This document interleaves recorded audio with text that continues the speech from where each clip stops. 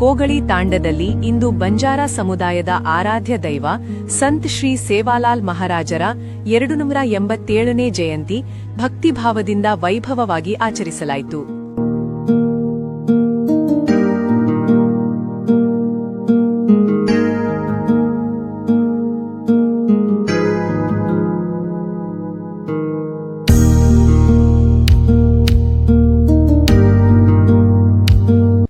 ಜಯಂತಿ ಅಂಗವಾಗಿ ಶ್ರೀ ಗುರು ಗೋಪಾಲ್ ಮಹಾರಾಜರ ಆಶೀರ್ವಾದ ಹಾಗೂ ಮಹಾನ್ ತಪಸ್ವಿ ಡಾ ಕುಮಾರ್ ಮಹಾರಾಜರ ನೇತೃತ್ವದಲ್ಲಿ ರಕ್ತದಾನ ಶಿಬಿರ ಆಯೋಜಿಸಲಾಗಿತ್ತು.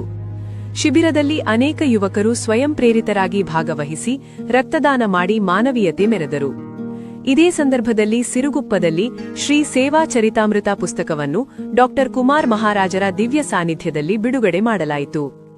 ಧಾರ್ಮಿಕ ಹಾಗೂ ಸಾಮಾಜಿಕ ಕಾರ್ಯಕ್ರಮಗಳು ಸಮಾಜದಲ್ಲಿ ಏಕತೆ, ಸೇವಾಭಾವ ಮತ್ತು ಸಂಸ್ಕೃತಿ ಮೌಲ್ಯಗಳನ್ನು ಮತ್ತಷ್ಟು ಬಲಪಡಿಸಿವೆ.